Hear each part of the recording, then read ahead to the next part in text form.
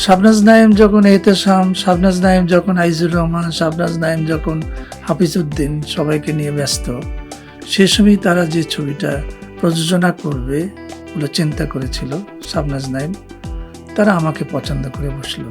এটা একটা অন্যরকম প্রাপ্তি, কারণ আমি তাদের কোনো পরিচালক ছিলাম না। আমি তাদের শুটিং দেখতাম, ভালো লাগতো, কথা বলতাম। আগুন জ্বলে নামে একটা ছবিতে তারা আমাকে নির্বাচন করলো যে ছবিটা আমি বানাবো। হিরেন্দ্রের কাহিনী ছিল এবং কথা হলো যে আমরা টাঙ্গাইলের করটিয়া জমিদার বাড়িতে আমরা 1 মাস থাকবো, সেখানে জমিদার পরিবারের গল্প নিয়ে ছবিটা বানাবো আর কি। একটা প্রেমের ছবি বানানো যায় এবং গানগুলো যদি ভালো হয় তাহলে ছবিটা বাজারে চলবে। যদি গল্পটার ভিতরে গান ভালো থাকে, ইমতিয়াজ বুলবুল তো গিটার নিয়ে বসে গেল, যে ছবির গান আগে হবে, কি ধরনের গান আমরা করব, এদিকে স্টোরি তৈরি হচ্ছে। সেই ছবিটারই নাম ছিল তোমাকে চাই। কিন্তু তোমাকে চাই নামটা কিন্তু সহজে পাওয়া যায়নি, এটা প্রেমের ছবি তৈরি হবে। আমার আজও মনে আছে, এখন যেটা নব থিয়েটারটা দেখি, ওখানে একটা ওপেন মাঠ ছিল, পুকুর ছিল, একটা শিল্প মেলা চলছিল আর কি। সেখানে একটা গান বাজছিল, প্রথমত তোমাকে চাই, দ্বিতীয়ত তোমাকে চাই। তখন মনে হলো যে এটা একটা ছবির নামও তো হতে পারে।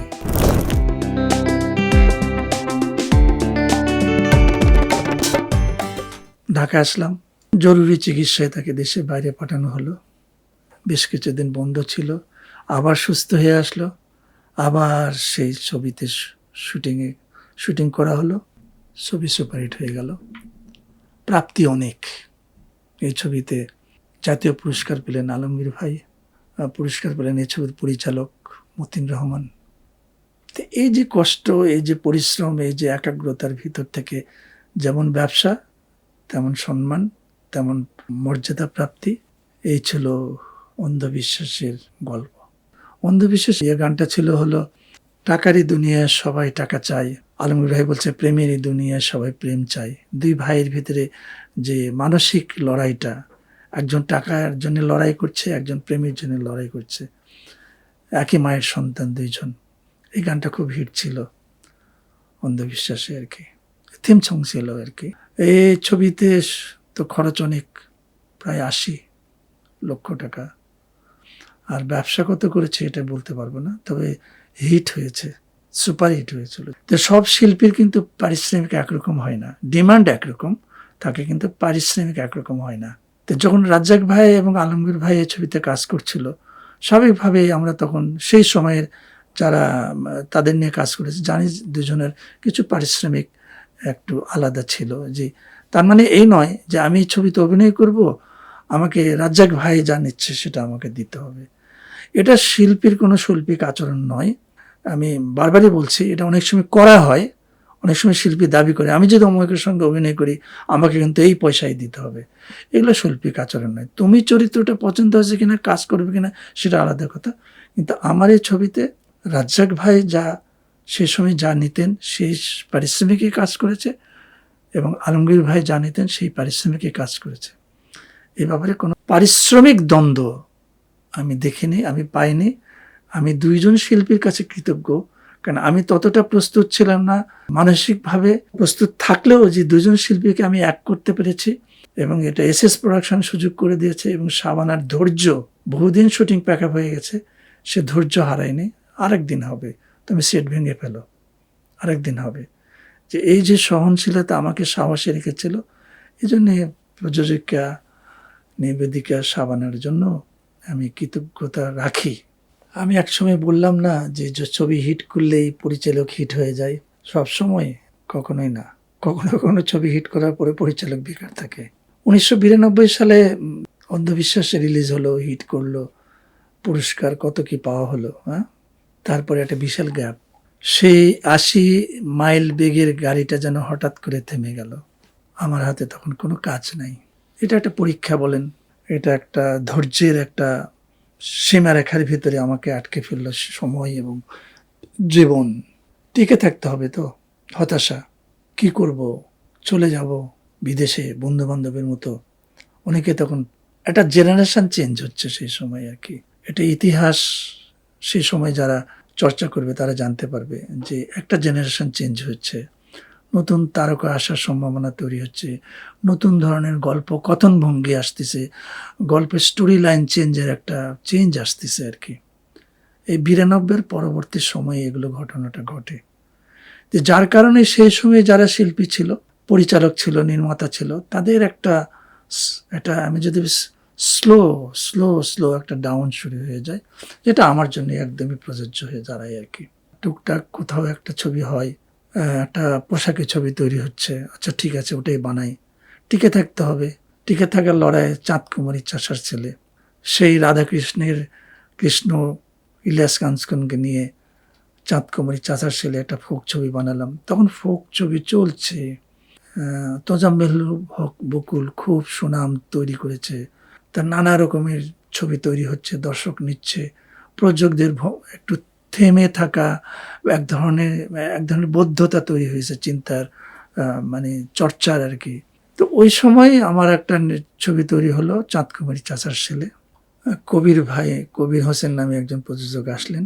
উনি মনে করলেন, উনি কিন্তু যে বেদের মেয়ে জ্যোৎস্নার সঙ্গে সম্পৃক্ত ছিলেন, উনি শঙ্খমালার সঙ্গে সম্পৃক্ত ছিলেন, গাড়িওয়াল ভাই মানে বকুলের সঙ্গে সম্পৃক্ত ছিল। তার একটা প্রচণ্ড কনফিডেন্স কাজ করতো যে ফোক গান, ফোক গল্প যদি আনা যায় আর ভালো নির্মাতা পাওয়া যায়, মানে নির্মাতা হিসাবে তো অন্ধবিশ্বাস হিট, এরকম একটা নির্মাতা ছবি হিট করবে। এবং নতুন জীবনের নতুন চিন্তায় তখন শুরু হয়ে গেল একটা ফোক গল্প নিয়ে। ছবিও শেষ হলো। মনে পড়ে হিরেনদের কথা। হিরেন সাংবাদিক, চিত্রনাট্যকার, যথেষ্ট পরিশ্রম করলো, নানা রকম গান সংগ্রহ করলো, ছবিটা তৈরি হলো। জিনাত, ইলিয়াস কাঞ্চন, আহমেদ শরীফকে নিয়ে। ছবিটা চললো না। তার মানে ফোক মানেই চলবে এমন কোনো কথা না। তাহলে সফদর আলী ভূঁইয়ার মতন রূপবান যেমন হিট করেছিল তার নির্মাণ, তার গল্পের ধারণায় সালাউদ্দিনের নির্মাণ, তাহলে তো রহিম বাদশা রূপবান আরও বেশি হিট করতো, তাজেল কন্যা আরও বেশি হিট করতো।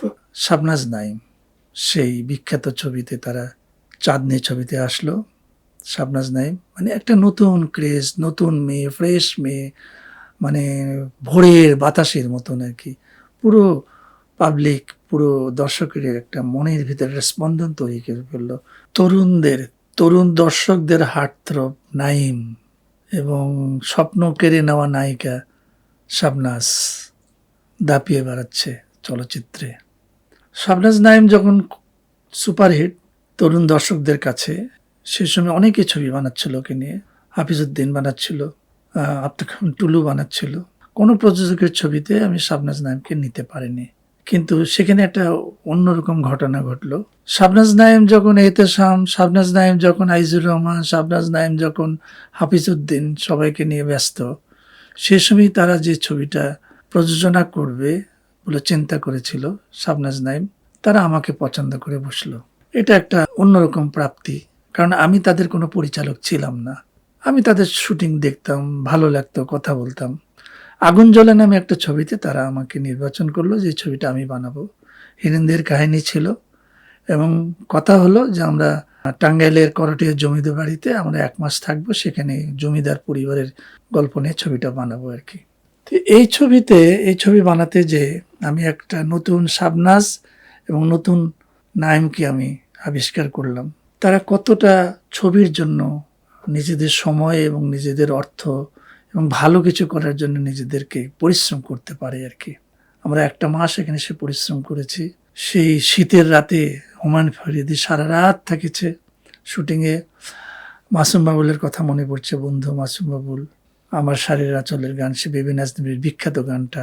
সেই তার গ্রাম, তার চেনা নদী, তার সেই পুকুর ঘাট, সেই লিচুর বাগান, সব কিছুই গল্পের অংশ হয়ে ছবিটা আমি বানালাম। এবং একটা বেশ মনে আছে যে ছবির যে বিজ্ঞাপন করেছিলাম, যেহেতু নাইম একটা আমাদের বাংলার নবাব পরিবারের একটা ছেলে, পুরন ঢাকার বিশাল একটা জনগোষ্ঠী তার বিজ্ঞাপনে আসছিল। আমরা 16টা ট্রাক ভর্তি করে, ফ্লাওয়ার ভর্তি করে আগুন জলের ছবিটা বিজ্ঞাপন করেছিলাম। এটা একটা দারুণ ছিল। ভেবেছিলাম ছবিটা সুপারহিট করবে, কিন্তু সুপারহিট করেনি। এটা অনেক সময় অনেক দর্শক মনে করে, অনেক প্রযোজক মনে করে যে যদি নায়ক এবং নায়িকার যদি পর্দায় যা যত মিলনই হোক, যদি বাস্তব জীবনে তারা যদি বিয়ে শাদী ইত্যাদি এরকম কিছু করে, তাহলে তাদের প্রতি আকর্ষণ হারিয়ে যায়।